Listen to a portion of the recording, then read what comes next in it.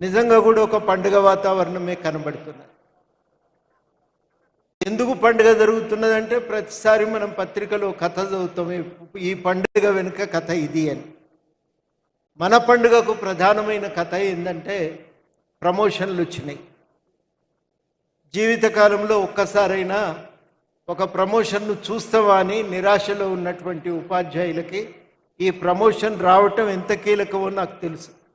నేను ఎప్పుడు ఎక్కడ మీటింగ్కు పోయినా 2014 నుంచి ఎక్కడ టీచర్లు కలిసినా ఒక్క ప్రమోషన్ అన్నా వస్తుందా సార్, మాకు రిటైర్ అయ్యే ముందు ప్రమోషన్ ఒక్కసారన్నా చూస్తామా సార్ అన్నట్టుంది. అది పండుగ కన్నా కొత్త బట్టలు రాకపోతాయని పేద కుటుంబంలో ఆశపడ్డట్టు మన జీవితంలో ఒక్క ప్రమోషన్ అన్న వస్తుందా అనేది ఒక నైరాశ్యం.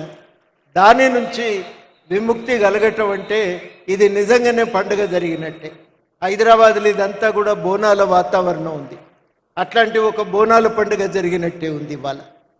ఇంత అద్భుతం సాధ్యమవుతుందని ఎవరం అనుకోలే, ఎందుకంటే చాలా కేసులు ఉన్నాయి. ఈ కేసుల నడుమ ప్రమోషన్ ఎట్లా సాధ్యమవుతుంది? రకరకాలైనటువంటి క్యాడర్ సమస్యలు, రకరకాలైనటువంటి రూల్స్, ఇవన్నీ అడ్డంగా ఉంటే ప్రమోషన్లు ఇవ్వగలుగుతారా? హిమాలయం అడ్డొచ్చినా పక్కకు జరిపి ముందుకు పోతామన్న విధంగా మొత్తం మీద అన్నింటినీ పక్కకు నెట్టి మీ అందరికీ ప్రమోషన్లు ఇవ్వగలిగారు. అది చాలా గొప్ప విషయం.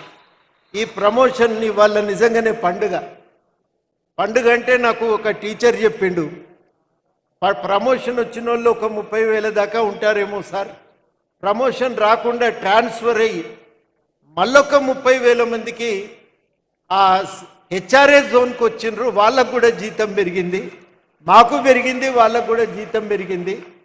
మన దగ్గర ఈ ప్రమోషన్ పండుగ ఎందుకంటే చాలా రకాలుగా చాలామందికి జీతాలు పెరిగినాయి, కొంత మెరుగైనటువంటి జీతం మనం మన ఇంటికి తీసుకుపోగలుగుతున్నాం. ఇంత సంతోషకరమైన సందర్భం కాబట్టి ఇది పండుగ జరగవలసిందే అని చెప్పి టీచర్ల సంఘాలు అనుకున్నాయి. ఇది నిజంగానే పండుగ, మేము కూడా దీన్ని అధికారికంగానే జరుపుతామని ముఖ్యమంత్రి గారు నిర్ణయం చేయటం, మొత్తం మీద మనం అందరం ఇవాళ ఈ రకంగా సమావేశమైనం. పండుగ రోజు కూడా మళ్ళీ ఇంకొక ముచ్చట ఎందుకు కానీ ఒక మాట, మనం 2-3 ముచ్చట్లు మాట్లాడుకోవలసిన అవసరం కూడా ఉంది. అన్ని కష్టాలు తీరినాయంటే ఒక్కసారి అన్ని తీరాయి. చాలా ముఖ్యమైన సమస్యలు అన్నీ పరిష్కారమైనాయి. ఇంకా కూడా కొన్ని చిన్న చిన్నవి ఉండనే ఉంటాయి. మన కామన్ సర్వీస్ రూల్స్ రావాలి. మిగిలిపోయిన ఎస్జిటీలు ఉన్నారు, వాళ్ళకు కూడా ఏదన్నా ఒక ప్రమోషన్ దొరికితే బాగుండు అనే కోరిక మీకెంతుందో మా అందరికీ కూడా అదే విధంగా ఉంది. అదేవిధంగా మనకి ఇంకా కొంతమంది మోడల్ స్కూల్ టీచర్లకేమో ట్రాన్స్ఫర్లు కాలేదు, కోర్టు కేసులు ఏవో ఆటంకాలుగా మిగిలిపోయినాయి. ఈ కేసు కూడా పక్కకు జరిగి మనకు ప్రమోషన్లు, ట్రాన్స్ఫర్లు కూడా అయితే ఇంకా చాలా బాగుండును. అదేవిధంగా ఓ హెల్త్ కార్డు ఇవాళ కాకపోయినా రేపు, ఇట్లాంటివన్నీ కూడా మనం గనక సాధించుకోగలిగితే ఇంకా జీవితం చాలా అద్భుతంగా ఉంటుంది.